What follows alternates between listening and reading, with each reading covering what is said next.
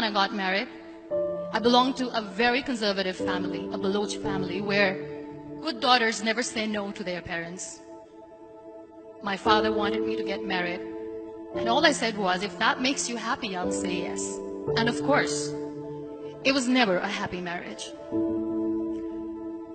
Just about after 2 years of getting married, about 9 years ago, I met a car accident.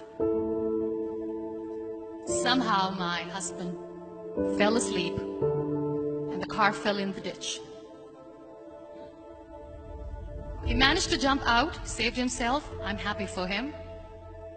But I stayed inside the car and I sustained a lot of injuries. The list is a bit long.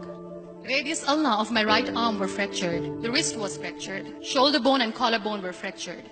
My whole rib cage got fractured. But that injury that changed me and my life completely was the spine injury. Many people came to rescue.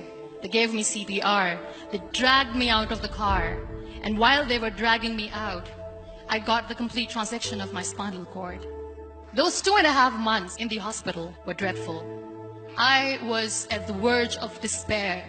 One day, doctor came to me and he said, well, I heard that you wanted to be an artist, but you ended up being a housewife. I have a bad news for you. You won't be able to paint again. Next day, doctor came to me and said, your spine injury is so bad, you won't be able to walk again. I took a deep breath and I said, it's all right. Next day, doctor came to me and said, because of your spine injury and the fixation that you have in your back, you won't be able to give birth to a child again. That day, I was devastated. I started to question my existence. Why am I even alive? So what kept me going was, one day I asked my brothers, I know I have a deformed hand, but I'm tired of looking at these white walls in the hospital and wearing these white scrubs. Bring me some colors, bring me some small canvas. I want to paint. So the very first painting I made was on my deathbed, where I painted for the very first time. What an amazing therapy it was. Without uttering a single word, I could paint my heart out. I could share my story. People used to come and say, what lovely painting. So much color. Nobody could see the grief in it. Only I could. And that day I decided that I'm going to live life for myself. I am not going to be that perfect person for someone. I am just going to take this moment and I will make it perfect for myself. That I'm going to fight my fears. So I wrote down one by one all those fears. And I decided that I'm going to overcome these fears one at a time. You know what was my biggest fear? Divorce. But the day I decided that this is nothing but my fear, I liberated myself by setting him free. And I made myself emotionally so strong that the day I got the news that he's getting married, I sent him a text that I'm so happy for you and I wish you all the best. And he knows that I pray for him today. Number 2 was, I won't be able to be a mother again. And that was quite devastating for me. But then I realized there are so many children in the world, all they want is acceptance. So there is no point of crying, just go and adopt one. And that's what I did.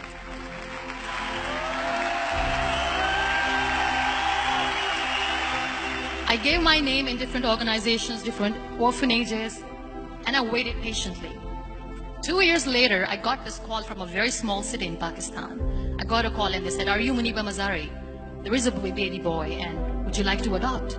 I could literally feel the labor pain. I said, yes, yes, I am going to adopt him. I am coming to take him home. And that day, I was 2 days old, and today he's 6. You know, when you end up being on the wheelchair, what's the most painful thing? People think that they will not be accepted by the people because we, in the world of perfect people, are imperfects. So I decided to appear more in public. I started to paint. I have done a lot of modeling campaigns. I decided that I'm going to join the national TV of Pakistan as an anchor person. I became the National Goodwill Ambassador for UN Women Pakistan, and now I speak for the rights of women, children. I was featured in BBC 100 Women for 2015. I'm one of the Forbes 30 under 30 for 2016. So when you accept yourself the way you are, the world recognizes you. It all starts from within. We have this amazing fantasy about life. This is how things should work. This is my plan. It should go as per my plan. If that doesn't happen, we give up. I never wanted to be on the wheelchair. Never thought of being on the wheelchair. This life is a test and a trial, and tests are never supposed to be easy. So when you're expecting ease from life, and life gives you lemons, then you make the lemonade, and then do not blame life for that. It is okay to be scared. It is okay to cry. Everything is okay, but giving up should not be an option. They always say that failure is not an option. Failure should be an option, because when you fail, you get up, and then you fail, and then you get up, and that keeps you going. Embrace each and every breath that you are taking. Celebrate your life. Live it. Don't die before your death. Real happiness lies in gratitude. So be grateful, be alive, and live every moment